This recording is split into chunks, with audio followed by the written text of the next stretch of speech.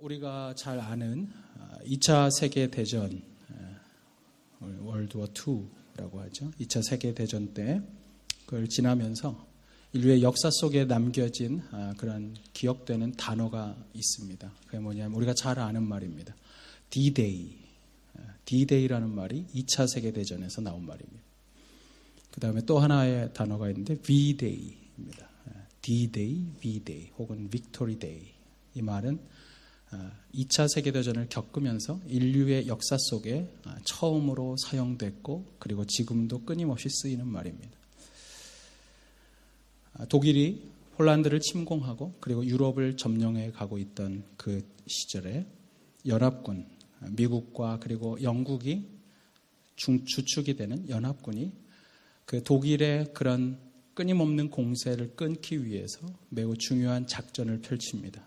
그게 뭐냐 하면 1944년 6월 6일에 프랑스 노르망디 해안에 연합군이 랜딩하는 그런 노르망디 상륙 작전을 그들이 펼치게 됐습니다.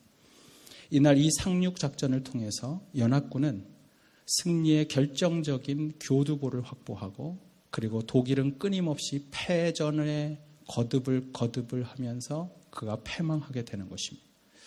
그래서 이 노르망디 상륙 작전, 노르망디 랜딩스라고 하는 이 날을 가리켜서 사람들은 매우 결정적인 승리를 확정할 수 있는, 승리를 이룰 수밖에 없는 결정적인 날, 이 날을 가리켜서 D-Day라고 하는 것입니다. 작전 개시일, 이렇게 생각을 많이 하죠. 오늘날 많은 사람들이 D-Day라는 말을 씁니다.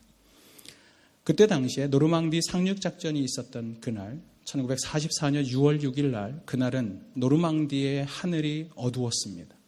비가 오고 있었습니다. 날씨가 좋지 않았습니다. 그래서 독일군을 지휘하고 있었던 그때 당시에 롬멜 장군은 연합군이 자신들을 공격한다면 노르망디를 통해서 올 것을 예측하고 있었어요. 그러나 그날의 날씨가 좋지 않은 것을 보면서 연합군은 조금 있다가 오겠지라고 그는 생각하고 자신의 아내가 생일을 맞은 것을 기억하며 생일 축하 파티에 참여하기 위해 그는 비행기를 타고 독일 베를린으로 날아갔습니다.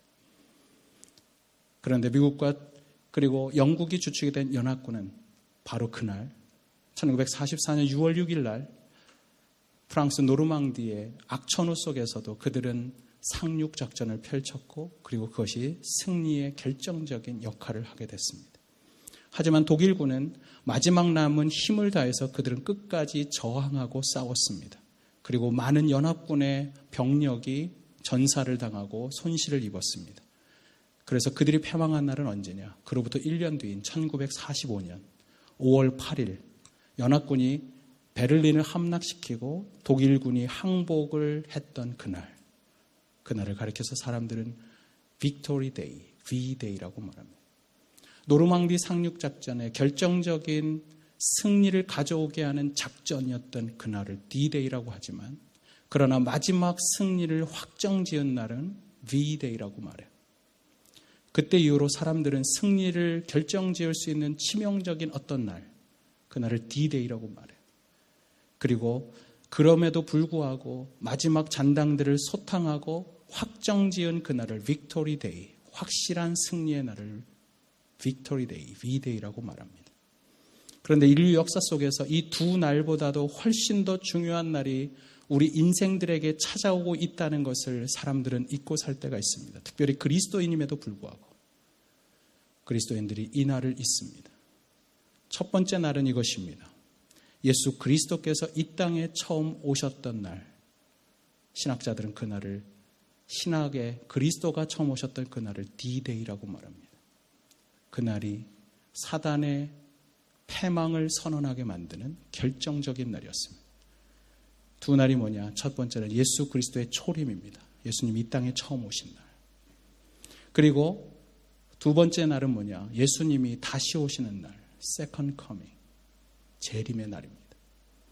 2000년 전 성탄의 계절이었던 어느 날 이 땅에 예수 그리스도께서 오심으로 그분은 자신의 피를 쏟고 십자가에서 죽으시고 그리고 부활하심으로 사단의 진지를 허물고 사탄의 머리를 깨트리는 아주 결정적인 죄와 사망으로부터 우리를 구원하는 일을 하셨습니다. 그 첫 번째 오셨던 그날은 그래서 D-Day입니다. 그러나 아직 사탄은 확실하게 자신의 항복을 선언하지 않았어요. 그래서 여러분, 지금도 사탄은 그리스도를 따르는 사람들을 우는 사자처럼 물어뜯기 위해 오늘도 우리를 공격합니다. 그래서 그리스도인들이 구원을 얻었음에도 불구하고 그들은 여전히 죄와 싸우고 여전히 고통 속에 살며 그들이 아픔 가운데 인생의 무거운 짐을 짊어지고 살 수밖에 없다는 것입니다. 그렇다면 언제 우리는 완전한 승리를 얻는가? 그것이 바로 예수님이 다시 오시는 재림의 날인 것입니다. 그날 주님은 온 세상을 심판하실 것입니다.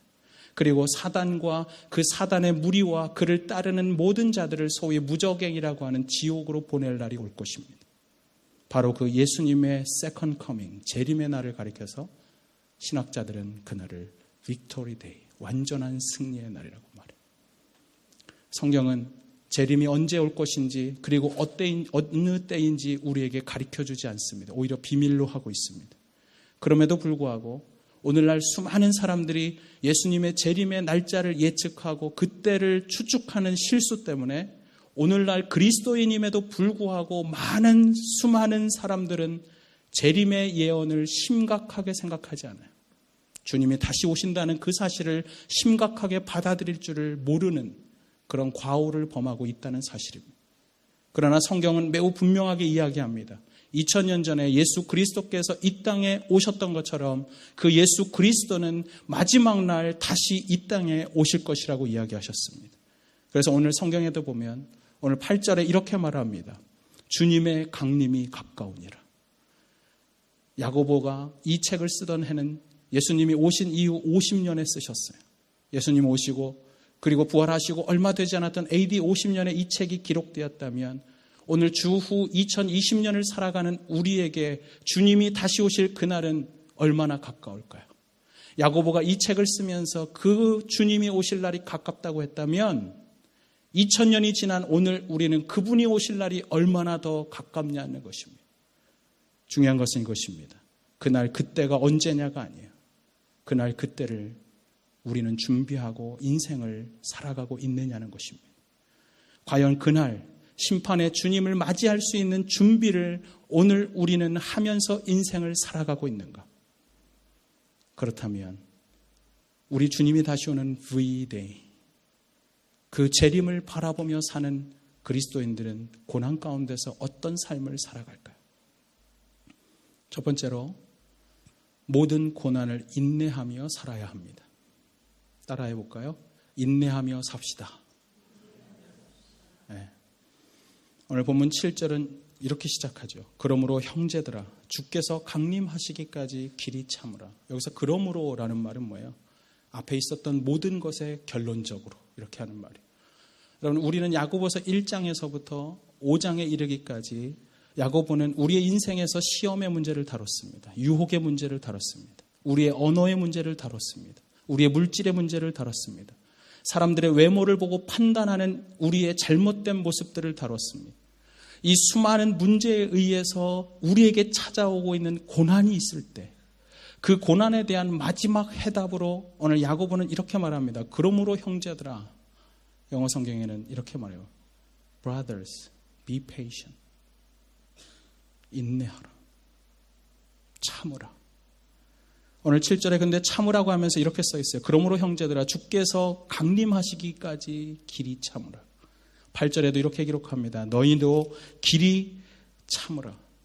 길이 참고 마음을 굳건하게 하라. 주의 강림이 가까우시니라. 굉장히 재미있는 것은 참으라고 하면서 계속해서 주님이 다시 오심을 강조하고 있다는 사실이에요. 이 두 구절 속에서 야고보는 이 두 가지를 함께 강조하고 있습니다. 왜 그럴까요? 왜 주님의 다시 오심과 우리의 인내가 왜 강조되어야 할까요? 그 이유는 이것입니다. 주님이 다시 오시면 지금까지 인생을 살아냈던 우리의 모든 삶을 우리 주님이 판단하시고 재판하시고 결정지기 때문입니다. 그래서 야고보서는 4장 12절에서 이런 말씀을 하셨어요. 입법자와 재판관은 오직 한 분이시니 법을 만들고 그리고 그것에 대해서 심판하실 수 있는 분은 한 분이라고. 능히 구원하시기도 하시며 멸하기도 하시느니라. 우리 주님은 구원자이시기도 하시고 그분은 재판장이시기도 하십니다. 다시 말하면 그분이 다시 오시는 그날 우리의 인생의 모든 것에 대한 판단은 그분이 하십니다. 내가 하는 게 아니에요. 다른 사람이 하지 않아요.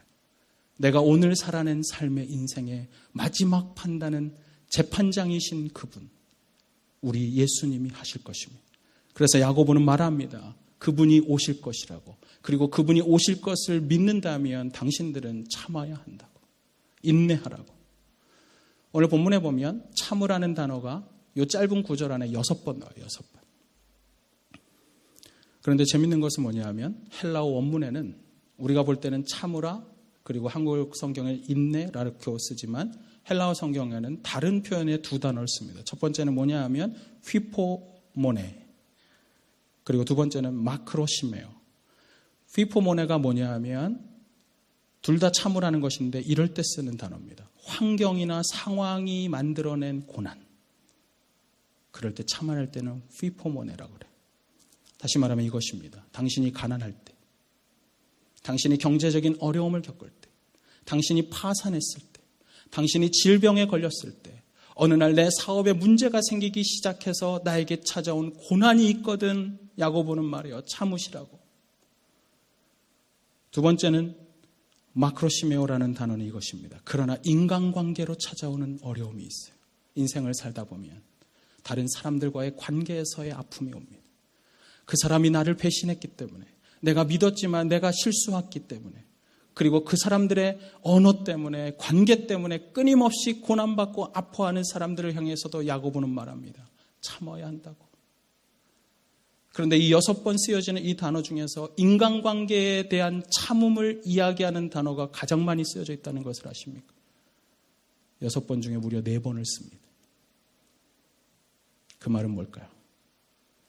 우리가 사실은 가난해서 힘들고 때로는 물질적으로 환경적으로 어려워서 힘든 건 사실이지만 그 어려움을 극복해내는 데 있어서 나를 더 아프게 하는 게 뭐냐? 나를 위로한다고 왔던 그 사람. 내 질병 때문에 병원에 위로하러 온 줄 알았더니 염장 지르고 가는 사람. 있어요, 없어요? 옆 사람한테 물어보세요. 당신이니까. 그런 분들 있죠? 혹시 또 내일 출근해서 그러는 거 아니에요? 막 얘기하다가 당신 아니야?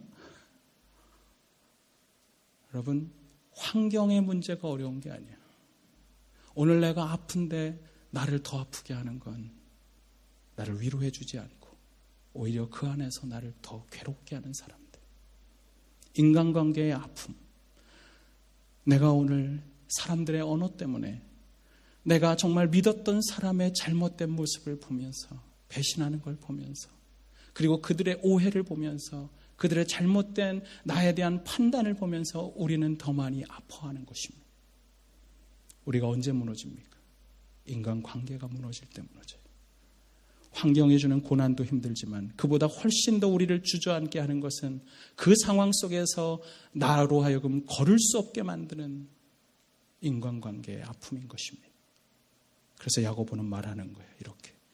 성도들아, 모든 고난을 참아라. 그러나 특별히 인간관계로 인한 아픔이 있지만 그것도 참으라고. 근데 언제까지 참으래요? 여러분들 잘 참으세요? 어떤 분들 보니까 잘 참는 분들 계세요. 인내력이 있는 분들. 아파도 꿍꿍 참다가 병원에 늦게 가는 분들. 맹장이 터져야 가시는 분들 있죠. 아플 때 안 가고. 언제까지 참아야 됩니까? 오늘 성경은 이렇게 이야기합니다. 7절에. 그러므로 형제들아 주께서 뭐 하시기까지? 강림하시기까지. 신학자들은 이 강림에 대해서 우리가 아까 말한 큰 틀에서는 예수님이 다시 오시는 마지막 심판의 그날을 이야기합니다. 그래서 주께서 다시 오시는 그날 우리 주님은 우리의 모든 엉클어지고 깨어진 인간관계 속에서 남은 나의 상처를 깨끗게 하실 것입니다. 내 아픔을 치유하실 것입니다. 그리고 내 인생에서 있었던 내 모든 삶에 대해서 명확하게 판단하시고 그것에 대해서 우리 그리스도인들을 심판한다고 말하지만 사실은 상을 주실 것이라고 믿습니다. 그러나 성경학자들은 또한 이렇게 이야기합니다. 마지막 때, 그 심판의 때에 주님이 모든 것을 오셔서 결정짓는 것처럼 오늘의 삶에서도 그분은 우리에게 강림하신다. 오늘 내 고난의 현장 속에서 내가 엎드려 그분 앞에 기도하는 어느 날 주님은 나에게도 찾아오시는 분이라면 오늘 여기서의 강림하시기까지는 이렇게 해석해야 된다는 것입니다. 내가 지금 고난의 앞에 있지만 이 고난의 순간에도 주님이 나를 구원하기 위하여 역사하셔서 강림하시기까지는 좀 참아야 하지 않겠냐고. 여러분, 주님이 나를 구원하실 것입니다. 성도의 고난을 우리 주님은 방치하시지 않아요. 절대로 내버려 두지 않아요. 십자가에서 그분이 고난받으시고 그리고 고통을 당하시고 아픔을 통해서 우리를 구원하셨던 주님이라면 그분은 우리를 그래서 새 생명을 주신 이후에 인생을 살아갈 때마다 우리의 고난의 순간에 함께 아파하세요. 그것을 사도 바울은 이렇게 말했어요. 그리스도의 남은 고난이라고. 그분이 십자가에서 고난받으셨던 것처럼 그래서 새 생명을 우리를 하여금 새 생명을 주시고 우리를 구원하셨지만 그분은 떨어져 계신 분이 아니라 구원한 당신의 자녀들 그들을 위해 여전히 하늘에서 기도하시며 그들의 아픔 속에서 함께 아파하시며 그들의 고난 속에서 함께 고난당하시고 그리고 마침내 우리를 구원하기 위하여 이 땅에 오신다. 그분이 바로 성령님이시다. 여러분 이것을 믿으십니까? 오늘따라 대답이 없으신데 제 설교가 어렵나요 지금? 여러분 그리스도의 남은 고난이란 이것이에요. 여러분 시집장가 보내는 아이들이 있어요. 우리 교회도 보면 저 제일 부러운 게 그거예요. 부모님들 계신 할아버지 할머니 있는 손주 부모님이 있는 분들 고국에 다 있어서 보고 싶어도 못 보잖아요. 근데 재밌는 게 뭐냐면 그렇게 시집장가 갔는데 왜 다 모여 사세요? 그게 부모님이라 그래요. 여러분 시집장가 갔다고 이제는 너는 출가회니까 너 아픈 거는 나랑 상관없어. 그런 부모님 보셨어요? 여러분 아파도요. 조금만 아파도 금방 달려가는 게 부모예요. 예수 그리스도께서 십자가에서 우리를 구원하시고 그분이 승천하셔서 부활하시고 승천하시고 우리를 지켜보십니다. 그리고 고난 가운데 있을 때 그분은 어김없이 우리에게 달려오시는 분이십니다. 오늘 신학자는 이렇게 얘기하는 거예요. 그분이 그래서 임하시기까지 강림하시기까지 참으라고. 때때로 고난 가운데 우리는 하나님이 보이시지 않을 때가 있어요. 그러나 그분이 올 때까지 우리는 기다릴 수 있어야 하는 것입니다. 우리가 마지막 주님의 재림을 바라보는 그리스도인이라면 우리는 고난 앞에서 어떤 삶을 살까요? 둘째로 고난 가운데 마지막 열매를 준비하며 살아야 합니다. 옆 사람한테 이렇게 말하겠어요. 열매를 준비하며 삽시다. 여러분 아까도 끊임없이 강조하지만 우리 주님이 다시 오시면 2000년 전에 오셨던 그 주님은 어떤 주님으로 오셨어요? 우리를 구원하기 위한 구원자로 오셨습니다. 그러나 그 주님이 구원자가 아니라 다시 오실 그 주님은 이제 우리를 심판하기 위한, 세상을 심판하기 위한 심판주로 오실 것입니다. 여러분 이것을 잊지 마십시오. 심판의 주님으로 다시 오실 것을 기억하면서 사셔야 됩니다. 오늘 본문 9절에 야고보는 이렇게 말합니다. 형제들아 서로 원망하지 말라. 그 다음 한번 읽어볼까요? 같이 시작.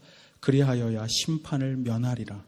보라 심판주가 문 밖에 서 계시느니라. 야고보가 보니까 우리 주님은 끊임없이 우리와 함께 하시려고 해요. 그리고 더 재미있는 것은 마지막 그분의 심판의 때가 가깝다는 것입니다. 인생 속에서 고난당하면 사람들을 원망하기 시작합니다. 왜 그렇습니까? 다른 사람을 보기 때문에 그래요. 고난의 상황에 초점을 맞추기 때문에 그래요. 그리고 고난당하고 있는 오늘의 현실에 대해서 자신에게 초점을 맞추다 보면 내가 잘못한 것 같고 그 사람이 잘못한 것 같고 그리고 오늘의 상황이 이상한 것 같아서 끊임없이 더 우리는 원망하고 불평하게 됩니다. 그러나 야고보는 이렇게 이야기하는 것입니다. 그 주님이 바로 앞에서 이제 곧 오실 것이라고. 그리고 그 인내라고 하는 것은 그 주님을 맞이할 우리가 주님 앞에 드릴 열매라는 것입니다. 여러분, 오늘 인내하는 것은 우리가 열매 맺는 삶을 사는 것입니다. 성경에 보면 열매라고 하는 말이 굉장히 많이 나와요. 그러나 이 성경의 수많은 열매에 대한 가르침 중에서 결론적으로 그 열매의 궁극적인 마지막 교훈은 뭐냐면 그것은 인격의 열매인 것입니다. 갈라디아서 5장 22절에 우리가 잘 아는 성령의 9가지 열매가 나옵니다. 같이 한번 읽어볼까요? 시작. 오직 성령의 열매는 사랑과 희락과 화평과 오래 참음과 자비와 양성과 충성과 온유와 절제. 이 같은 것을 금지할 법이 없느니라. 절제까지, 사랑부터 희락과 화평과 오래 참음과 그리고 자비와 양성과 충성과 온유와 절제. 이 9가지 열매라고 사람들이 말하지만 여러분, 성경 원문을 보면 이게요, 단수로 써 있어요. 열매가 한 개예요, 한 개. 9가지가 아니라 한 가지 열매예요. 가만히 보면 한 개의 열매입니다. 그것은 예수 그리스도의 인격의 열매입니다. 그런데 그것을 갖게 되면 그 안에는 9가지 디멘션, 9가지 측면의 열매가 있어요. 마치 주사위 보면 각 디멘션마다 1, 2, 3, 4 써 있는 것처럼 그 곳곳에 온유, 절제, 각각의 다른 모양의 그런 모습이 드러나지만 열매는 하나인 것입니다. 9가지 열매의 완벽한 모습을 갖고 있는 분, 그분은 예수 그리스도이십니다. 그래서 그것을 성령의 열매라고 말해요. 성령은 다른 말로 하면 예수님의 영입니다. 예수님의 영의 지배를 받는다면, 예수님께서 나를 다스리시기 시작하고 그것에 순종하기 시작하면 우리는 당연히 예수님의 인격의 열매를 맺지 않겠습니까? 오늘 야고보가 말하는 건 이거예요. 당신의 인내를 통해서, 당신이 고난받고 있지만 그 인내를 통해서 당신이 마지막 오실 주님을 바라본다면 그 바라보는 사람은 오늘의 삶에 열매 맺기 위해 인내할 것이라는 것입니다. 고통이 있지만, 아픔이 있지만 그 아픔에 인내하는 이유는 그리스도를 닮는 인격을 완성하기 위한 인내라는 것입니다. 여러분은 마지막 날 그리스도 앞에 어떤 인격의 열매를 가지고 주님 앞에 서겠습니까? 여러분은 어떤 삶의 열매를 들고 주님 앞에 설 수가 있을까요? 오늘 본문에 보면 야고보는 성경 속에 있었던 인물 가운데 매우 모범적인 인내의 사람들을 셋을 소개합니다. 첫 번째는 농부예요, 농부. 오늘날 시대는 인스턴트 시대죠, 인스턴트. 제가 뉴질랜드 오니까 전에 진짜 안 먹던 건데 엄청 많이 먹는 게 있어요. 햄버거, 피자. 아마 어르신들 그럴까, 무슨 목사님 저런 걸 드셔. 여기 오니까 그게 좋다고. 편하니까. 햄버거, 피자, 밥하기 싫으면 또 뭐 먹나? 한국 생각나면 짜장, 그 다음에 라면, 만두는 비싸서 못 먹고. 제가 지금 읊는 게 다 뭐예요? 인스턴트. 여러분, 오늘날 대부분의 사람들은요, 먹는 것도 인스턴트, 사랑도 인스턴트래요. 사랑도. 생각도 인스턴트. 그냥 느끼는 대로 막 말해. 인생이 인스턴트야, 인생이. 일을 하러 가서도 빨리 뭐 하면 그때 뭐가 결과가 나와야 돼. 인내하기 힘든 시대. 그런데 여러분, 이 세상에 많은 것이 그렇지만 유일하게 하나 결코 다르게 사는 사람이 하나 있어요. 농부입니다, 농부. 열매는 하루아침에 맺어지지 않아요. 농부는 씨를 뿌려야 하고 땀을 흘려야 하고 열매를 맺기까지 수많은 수고와 애씀의 결과를, 그러한 노력을 통해 그 결과를 바라보며 끊임없이 인내하는 것입니다. 그리고 그는 정말 신실한 사람이라면 이것이 하늘이 허락하지 않으면 결코 열매 맺을 수 없다는 것을 알기에 하늘을 바라보고 기도하며 기다릴 줄 아는 것입니다. 이런 고난의 과정을 견뎌낸 농부에게만 여러분 하나님은 그가 예비하신 가을날의 풍성한 수확을 안겨주시는 분이십니다. 그래서 7절에 이렇게 써 있어요. 후반부에 보면 보라 농부가 땅에서 나는 귀한 열매를 바라고 길이 참아 이른 비와 늦은 비를 기다리나니. 농부가 뭘 바라고 기다려요? 열매를 바라보고 기다려요. 열매 맺을 그날을 바라보고. 열매 맺을 그날. 마지막 수확의 날. 그런데 여기 보면 늦은 비와 이른 비를 기다린다고 했어요. 여러분 성경에 보면 늦은 비와 이른 비가 자주 나옵니다.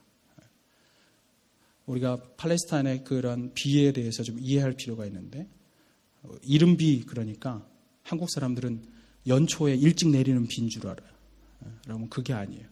팔레스타인의 이른 비는 우리로 치면 10월 말부터 11월 초순에 내립니다. 뉴질랜드의 봄이 언제예요? 갑자기 왜 이렇게 생각들을 하세요? 지금은 뭐예요? 에? 뭐라고요? 갑자기 이렇게 자신감이 없어서. 지금 겨울 들어가는 거죠. 그죠? 겨울 중인가요? 겨울이 언제 끝나요? 그러면 봄 언제예요? 그때 비 오면 그게 뭐예요? 이른 비예요. 그게. 이해가 되시고 계세요? 뉴질랜드 사셔서 여러분들이 빨리 이해할 수 있어요. 근데 재밌는 거는 뭐냐면 늦은 비는 그럼 언제 내리냐? 3월과 4월에 내려요. 팔레스타인의 늦은 비는 그때예요. 팔레스타인은 사계절은 아니에요. 건기와 우기. 근데 재밌는 거는 비가 그렇게 많이 오지 않아요. 비가 내렸다 하면 홍수처럼 쏟아져 내립니다. 그래서 여러분 구약 성경에 보면 우물을 이렇게 파잖아요. 여러분들이 생각할 때 우물은 한국 사람들이 땅에서 물기로 오르는 우물 생각해요. 여러분 그렇게 생각하면 오산이에요. 한국 사람들의 우물은 물이 먹고 싶을 때 가서 퍼내는 우물이에요. 이스라엘의 우물은 그런 물이 아니에요. 이른 비를 기다리고 늦은 비를 기다려서 그 말은 이런 말입니다. 우물은 저장고예요. 물 저장고. 오늘 제가 그거 안 가져왔는데 사진을 돌로 만들어서 땅에 깊이 파고 거기에 물을 저장하는 것입니다. 그리고 그것을 가져다가 1년에 12달 중에 2달밖에 비가 오지 않기 때문에 그것을 기다려서 그것을 길어서 먹는 것입니다. 양을 먹이고 농사를 짓는 것.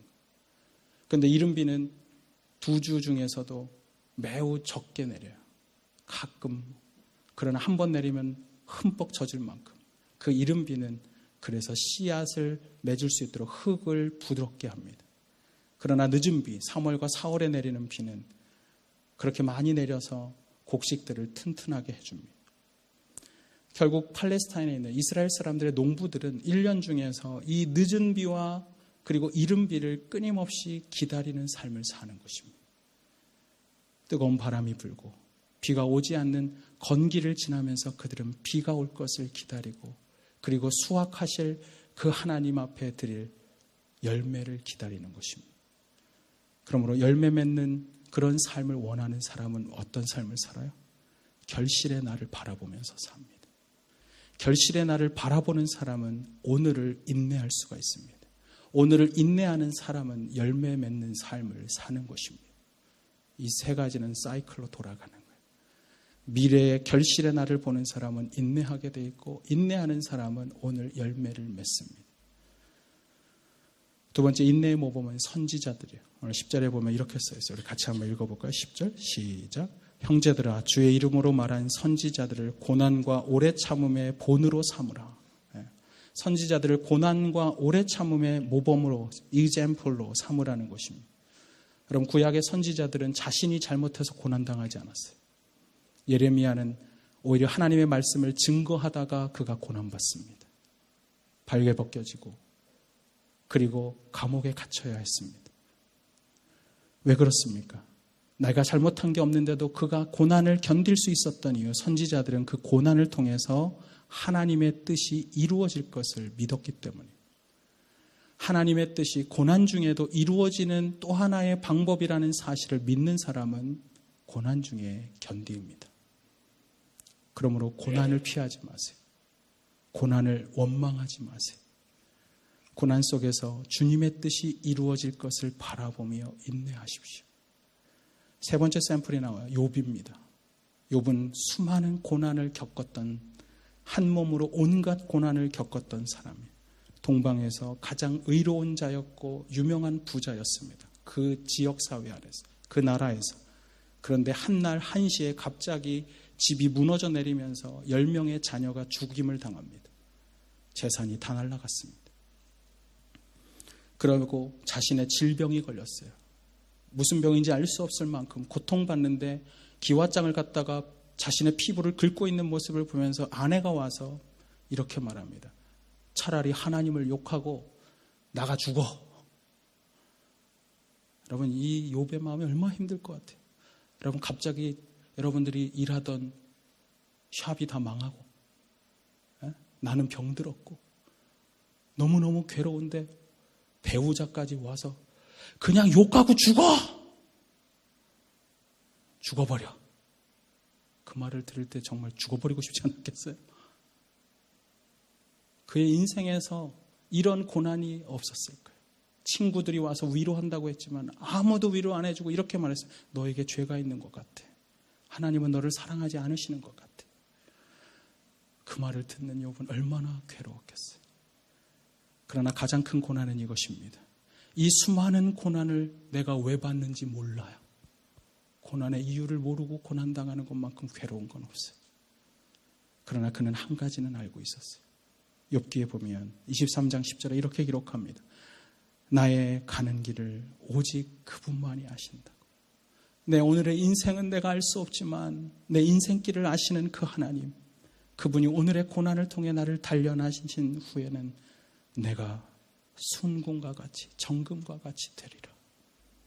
그는 고난의 이유는 몰랐지만, 왜 10명의 자녀가 죽어야 했는지 알 수 없었지만, 이 고난 앞에서 왜 우리 아내는 나를 버리고 떠났는지 알 수 없지만, 그는 한 가지 알았어요. 이 고난을 잘 견디면 주님은 나로 하여금 순결하고 아름다운 순금과 같이 나를 만드실 것을 알았어요.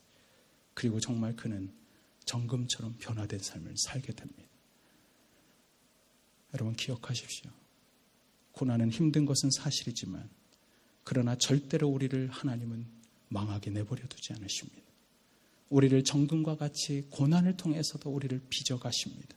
그리고 그분은 당신의 뜻을 그 고난 속에서 이루어 가십니다. 그리고 마지막 날 우리에게 그런 아름다운 삶을 살아낸 삶의 열매를 받기를 원하십니다. 미국에 한 변호사가 있었습니다. 이 변호사가 실수로 마약을 했던 한 청년을 변호하게 될 일이 생겼어요. 그 청년이 아주 젊었고 그리고 초범이었기 때문에, 그리고 미래가 있어 보이는 전도 유망한 청년이다 보니까 이 변호사가 최선을 다해서 변호해서 감옥에 가지 않고 집행유예로 풀려났습니다. 미국은 한국하고는 달라서, 여기는 모르지만 변호사 된 다음에 나중에 판사가 될 수가 있어요. 한국은 판사 되면 변호사 못 하거든요. 변호사는 마지막에 되는데, 그가 변호사를 하다가 재판관, 판사가 됐습니다. 마지막 변호를 마치고 그가 떠나는 그날 청년에게 이 말했거든요. 너는 정말 새로운 삶을 꼭 살아야 돼. 그리고 판사가 됐었던 어느 날 그가 재판장에 섰을 때 자신 앞에 낯익은 청년이 와 있는 것을 봤습니다. 그리고 그 청년도 이 재판관이 자신에게 처음으로 선의를 베풀었던 그 변호사였다는 것을 깨닫고 너무너무 반가운 나머지 재판관에게 선처를 요구했습니다. 그때 판사가 이렇게 말했어요. 오래전 나는 너의 변호인이었어.